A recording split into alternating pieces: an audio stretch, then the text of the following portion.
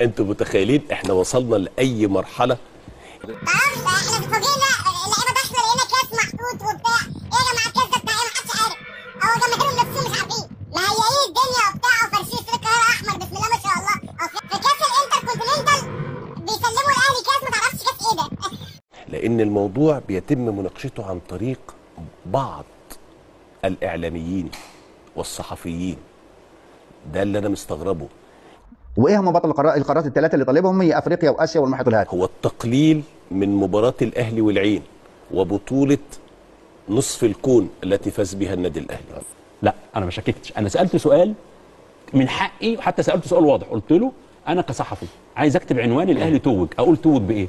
ادينا حته لحم، ادينا سندوتش، ادينا حته لحم، ادينا سندوتش، ادينا حته لحم، ادينا سندوتش، ادينا حته لحم، ادينا سندوتش، ادينا حته لحمه، ادينا سندوتش.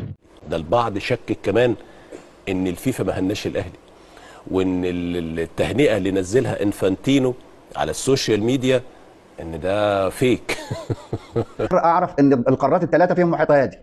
القارات الثلاثه انا اعرف المحيط الهادي من ضمن المحيطات، المحيط الاطلسي، المحيط الهادي، المحيط المش هادي، المحيطات الموجوده، لكن القارات الثلاثه يبقى فيها محيط هادي. بعض الاعلاميين المصريين وبعض لعيبه الكوره يكونوا جهله، ده شيء مؤسف بجد.